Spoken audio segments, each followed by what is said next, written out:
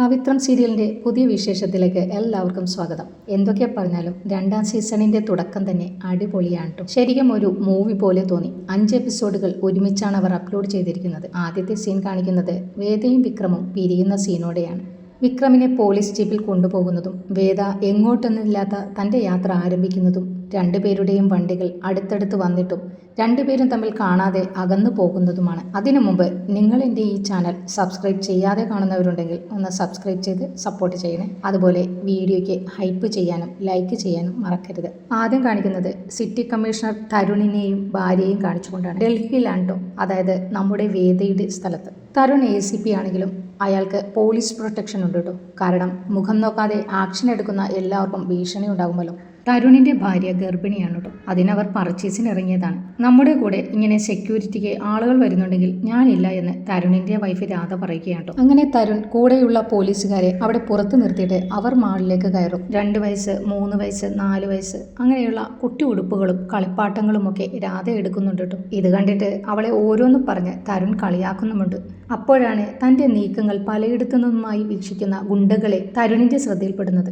തരുൺ ഉടൻ തന്നെ നമുക്ക് വേഗം പോകാമെന്ന് പറഞ്ഞ് അവളെയും കൊണ്ട് പോവുകയാണ്. പക്ഷേ അവിടെ ഒരു സ്റ്റണ്ട് നടക്കുകയാണ്. ഇത് കണ്ട് രാധ ബോധം കെട്ട് വീഴുകയാണ്.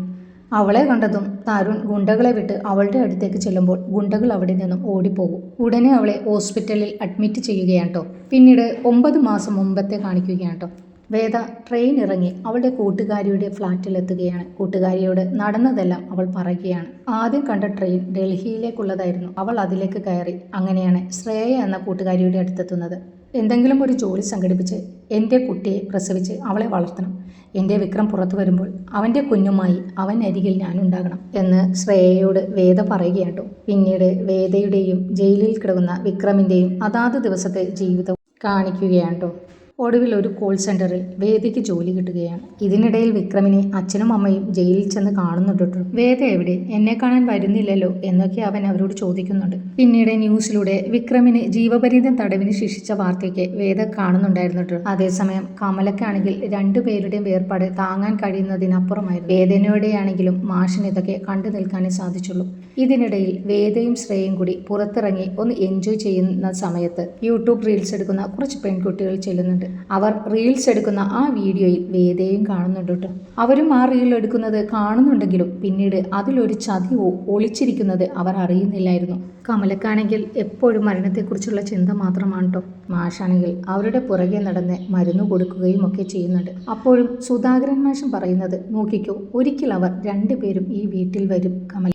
അപ്പോഴേക്കും ഞാൻ ജീവനോടെ ഉണ്ടാവുമോ മാഷെ എന്ന് കമൽ ചോദിക്കുന്നുണ്ട് കേട്ടോ. അവർക്കെന്തോ മരണം തന്നെ മാടി വിളിക്കുന്നു എന്നൊരു തോന്നലാണ്. ഇത് കണ്ടിട്ട് സുധാകരൻ മാഷിനും പേടിയാവുന്നുണ്ട് കേട്ടോ. അയാൾ അവരെ സമാധാനിപ്പിക്കുന്നുണ്ട്. മാഷ് പരമാവധി വിക്രമിനെ പുറത്തിറക്കാനൊക്കെ നോക്കുന്നുണ്ട് കേട്ടോ. അപ്പോഴും കമല പറയുകയാണ്, മാഷ് വിശ്വത്തിൻ്റെ കൂടെ താമസിക്കണം. എന്തൊക്കെ കഷ്ടപ്പാടുണ്ടെങ്കിലും ശ്രീജ മാഷിനോട് മുഖം കറുപ്പിക്കില്ല. ഒറ്റയ്ക്ക് ജീവിക്കും എന്ന വാശിയൊന്നും പാടില്ല കേട്ടോ. എൻ്റെ ചിതയ്ക്ക് വിക്രമിനെ കൊണ്ട് തീ കൊളുത്തിപ്പിക്കണം. അതിനുവേണ്ടി ഇനി മോർച്ചറിയിൽ എത്ര നാൾ കാത്തു സൂക്ഷിച്ചാലും വേണ്ടിയില്ല. അവനെ കൊണ്ട് തന്നെ അത് ചെയ്യിക്കണം. അതുപോലെ ചിതാഭസ്മം സൂക്ഷിച്ചു വെക്കണം. എൻ്റെ വേദയും കൂടി വന്നിട്ട് അവളെയും കൂട്ടി അത് ഒഴുക്കണം എന്നൊക്കെ പറയുകയാണ് കേട്ടോ. ഇതൊക്കെ കേട്ട് നിൽക്കാൻ മാഷിന് ത്രാണിയില്ല കേട്ടോ. മതി കമല, എനിക്കിനി കേൾക്കാൻ വയ്യ എന്ന് മാഷ് പറയുകയാണ്. പിന്നീട് ദർശൻ വേദയുടെ ചേട്ടനെ വിളിക്കുകയാണ് കേട്ടോ. അവൻ ആ റീൽസ് ഇട്ട് കൊടുത്തിട്ട് അതൊന്ന് കണ്ടു നോക്കാൻ പറയുകയാണ് കേട്ടോ. അതിന് പിന്നിൽ വേദയെ കാണുകയാണ്. വേദയെ കാണുമ്പോൾ അയാൾക്ക് സന്തോഷമാവുകയാണ്. വേദയെ അയാൾ തിരഞ്ഞു നടക്കുകയാണല്ലോ. ഇതിനിടയിൽ വേദ ഹോസ്പിറ്റലിൽ എത്തുകയാണ് കേട്ടോ. ഡെലിവറിക്കിന് 2 ദിവസമല്ലേ ഉള്ളൂ. അവിടെ അഡ്മിറ്റ് ചെയ്യാൻ പറയുകയാണ് കേട്ടോ ഡോക്ടർ. ശ്രേയയ്ക്ക് നൈറ്റ് ഡ്യൂട്ടി ആയതിനാൽ അവൾ വേദയെ അവിടെ അഡ്മിറ്റ് ചെയ്യുകയാണ്. ഒരു മലയാളി നേഴ്സാണ് കേട്ടോ അവരെ റൂമിലേക്ക് കൊണ്ടുപോകുന്നത്. അതേ റൂമിലാണ് സിറ്റി കമ്മീഷണർ തരുണിൻ്റെ വൈഫും അഡ്മിറ്റ് ആയിട്ടുള്ളത്. ഹെവി ബ്ലീഡിംഗ് ആയിട്ടാണ് രാധ അഡ്മിറ്റ് ആയിട്ടുള്ളത്. ക്രിമിനലുകൾ വാഴുന്ന സംഘവിഹാർ എന്ന സ്ഥലം 2 മാസം കൊണ്ട് അതൊരു ക്ലീൻ സിറ്റി ആക്കുകയാണ് തരുൺ. അതോടെ തരുണിന് അവിടെ ശത്രുക്കൾ കൂടുതലായി. പക്ഷേ ഇവിടെ ആ മനുഷ്യൻ ഭാര്യയുടെ കൈ പിടിച്ചിരിക്കുന്നത് കാണുമ്പോൾ പാവം തോന്നിപ്പോകും ചേച്ചി. ക്രിമിനലുകളെ വിറപ്പിക്കുന്ന ആളാണെന്ന് തോന്നുകയില്ല എന്ന് നേഴ്സ് വേദയോട് പറയുകയാണ്. അങ്ങനെ വേദ നേഴ്സിനോട് പേര് ചോദിക്കുകയാണ്. എൻ്റെ പേര് അരുണ എന്ന് പറയുകയാണ്. അങ്ങനെ അവർ പെട്ടെന്ന് അടുക്കുകയാണ്. പിന്നീട് വേദ വിക്രമുമായിട്ടുള്ള റൊമാൻസ് രംഗങ്ങളൊക്കെ ഇങ്ങനെ ആലോചിച്ചിരിക്കുകയാണ്. ഇത് കണ്ടുവന്ന ശ്രേയ എന്തിനാ നീ ഇങ്ങനെ വിഷമിച്ചിരിക്കുന്നത് എന്ന് ചോദിക്കുമ്പോൾ വേദ അവളോട് പറയും, വിഷമിച്ചിരിക്കുന്നത് എന്ന് പറഞ്ഞാൽ ഞാനും വിക്രമുമായിട്ടുള്ള ദിവസങ്ങൾ ദിവസങ്ങൾ എനിക്ക് സന്തോഷമാണ് ശ്രേയ. അത് ഓർമ്മിക്കുമ്പോൾ സങ്കടം നിറഞ്ഞ ഒരു സന്തോഷമില്ലേ, അതെനിക്ക് കിട്ടുന്നുണ്ട്. ശ്രേയയ്ക്ക് അറിയാമോ, മോഹൻലാലിന്റെ ചിത്രം സിനിമയിൽ രഞ്ജിനി മോഹൻലാലിനെ ഊണ് കഴിക്കാൻ വിളിച്ചോളാൻ നെടുമുടി വേണുവിനോട് പറയുന്ന ആ സീനില്ലേ, അങ്കിൽ ഊണുകാലമായി വരൂ വിളിച്ചോളൂട്ടോ എന്ന് പറയുമ്പോൾ നെടുമുടി വേണു അവർ തമ്മിലുള്ള ബന്ധത്തിന്റെ ഇടയിൽ വരുന്ന വ്യത്യാസത്തെക്കുറിച്ച് ഓർക്കുന്ന സീൻ അതുപോലെ തന്നെ വേദ അഭിനയിച്ച് കാണിക്കുകയാണ്ടോ. അങ്കിൽ ഊണുകാലമായി വരൂ, അയാളെ കൂടി വിളിച്ചോട്ടോ. അങ്കിൽ ഊണുകാലമായി വരൂ, ദേ മറ്റേയാളെ കൂടി വിളിച്ചോട്ടോ. അങ്ങനെ അവളിലേക്ക് വിഷ്ണു എന്ന കഥാപാത്രം സ്നേഹമായി നിറയുന്ന ഒരു രംഗത്തിലൂടെ സംവിധായകൻ നമുക്ക് കാണിച്ചു തന്നിട്ടില്ലേ, അതേ രംഗം അടിപൊളിയായി ശ്രേയയുടെ മുന്നിൽ വേദ അഭിനയിച്ച് കാണിക്കുകയാണ്ടോ. വെറുത്ത് പിന്നീടത് സ്നേഹമായും പ്രണയമായും മാറിയ ആ കഥ വേദ ശ്രേയയോട് പറഞ്ഞു കൊടുക്കുന്നത്. സത്യത്തിൽ ആ ഒരൊറ്റ രംഗം മാത്രം മതി രണ്ടുപേർ തമ്മിലുള്ള പ്രണയം ആരംഭിച്ചത് എങ്ങനെയെന്ന് കാണിക്കാൻ. അതവിടെ അടിപൊളിയായിട്ട് കാണിക്കുകയാണ്ടോ. എന്നിട്ട് ശ്രേയയോട് വേദ പറയുകയാണ്ടോ, ഗുണ്ടയും തെമ്മാടിയുമായ ഒരുത്തനെ കടുത്ത വെറുപ്പോടെയും പകയോടെയും കണ്ട കാലത്തിൽ നിന്നും ദേഷ്യത്തോടെയും പിന്നെ സഹതാപത്തോടെയും സൗഹൃദത്തോടെയും കുസൃതിയോടെയും സ്നേഹത്തോടെയും അവസാനം അങ്ങേയറ്റത്തെ പ്രണയത്തോടെയും കണ്ട ഒരു വർഷക്കാലം ഞങ്ങൾ തമ്മിലുള്ള സ്നേഹത്തെക്കുറിച്ച് പറയുമ്പോൾ അറിയാതെ ഞാൻ വിതുമ്പിപ്പോകുന്നില്ലേ, ഇതിനെയാണോ നീ സങ്കടമെന്ന് പറയുന്നത്? അല്ലടി, ഇതാണെൻ്റെ ആനന്ദ കണ്ണീരെന്ന് പറയുമ്പോൾ ശ്രേയവേദയെ ചേർത്ത് പിടിക്കുകയാട്ടോ. നിന്നോട് എന്ത് പറയണമെന്ന് എനിക്കറിയില്ല, അതൊരു മറുപടിയുമാവില്ല എന്ന് ശ്രേയ പറയുകയാണ്. എടി, നിന്നെ ഒറ്റയ്ക്കാക്കി ഇട്ടു പോകാൻ എനിക്ക് തോന്നുന്നില്ല. ഞാൻ വിളിച്ചു നോക്കി, അവർ സമ്മതിക്കുന്നില്ല. നൈറ്റ് ഷിഫ്റ്റ് അല്ലേ, സാരമില്ലടി. ഓ, ആ സ്വിച്ച് കണ്ടോ, അതൊന്ന് അമർത്തിയാൽ മതി, ഇവിടെ ആളുകൾ പറന്നെത്തുമെന്ന അരുണ പറഞ്ഞിരിക്കുന്നത്. അരുണയോ? ആ, ഒരു വായാടി പാവം, നല്ല നേഴ്സാ. ദേ, ഈ റൂമിലെ മറ്റ് പേഷ്യൻറ്റിനെ കുറിച്ച് ഒരു നല്ല വിവരണം തന്നെ തന്നിട്ടുണ്ട്. ആ, കൂടുതൽ അടുപ്പിക്കുകയൊന്നും വേണ്ട, എന്തെങ്കിലും വിട്ടു പറഞ്ഞാലേ അത് മുഴുവനും വേറെ ആളുകളോട് ചെന്ന് പറയും എന്ന് ശ്രേയ പറയുന്നുണ്ട് കേട്ടോ. നീ മരുന്നുകൾ കഴിക്കാൻ മറക്കരുത്, ഞാൻ പോട്ടെ എന്ന് പറയുമ്പോൾ വേദ പറയും, ശ്രേയ, കോളേജിൽ വെച്ച് നമ്മൾ അത്ര അടുപ്പമില്ലായിരുന്നു, പക്ഷേ ഇവിടെ വന്നപ്പോൾ നീയായിരുന്നു ശരിക്കും സുഹൃത്തെന്ന് എനിക്ക് തോന്നുന്നു. താങ്ക് യു ഫോർ എവറിത്തിങ് എന്ന് പറയുകയാണ്ടോ. ഒന്ന് പോടി. എന്നിട്ട് ശ്രേയ പറയും, ജീവിതത്തിൽ ഞാൻ മനസ്സിലാക്കിയിട്ടുള്ള ഒരു കാര്യമുണ്ട്, ഈ അൺകണ്ടീഷണൽ ലവ് എന്ന് പറയുന്നില്ലേ, അത് നമുക്ക് കുടുംബത്തിൽ നിന്നോ പാർട്ട്ണറിൽ നിന്നോ മക്കളിൽ നിന്നോ ഒരിക്കലും കിട്ടില്ല. ആ ബന്ധത്തിലൊക്കെ എല്ലാവരും നമ്മളിൽ നിന്നും എന്തെങ്കിലുമൊക്കെ ആഗ്രഹിക്കുകയും പ്രതീക്ഷിക്കുകയുമൊക്കെ ചെയ്യുന്നുണ്ട്. എന്നാൽ ഫ്രണ്ട്ഷിപ്പ് പലപ്പോഴും അങ്ങനെയല്ല.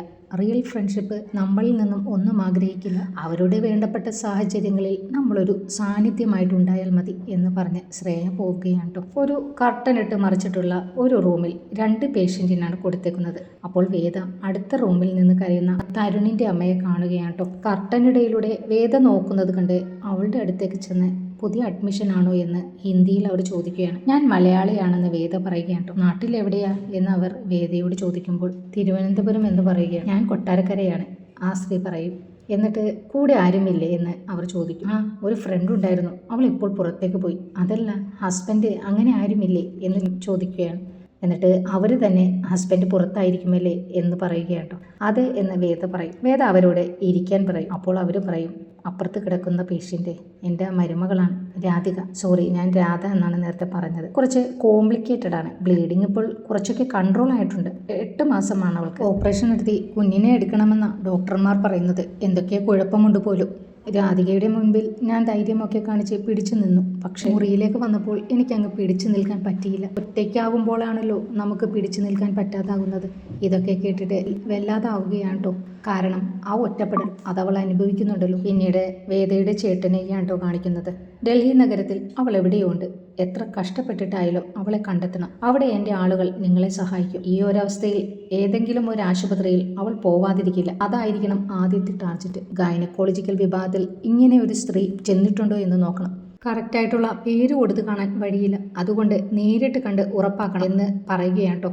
നിങ്ങൾക്ക് ഈ വീഡിയോ ഇഷ്ടമായെങ്കിൽ ഒന്ന് ലൈക്ക് ചെയ്ത് സബ്സ്ക്രൈബ് ചെയ്ത് സപ്പോർട്ട് ചെയ്യണേ. കൂടാതെ ഹൈപ്പ് ചെയ്യാനും മറക്കരുത്. Thank you.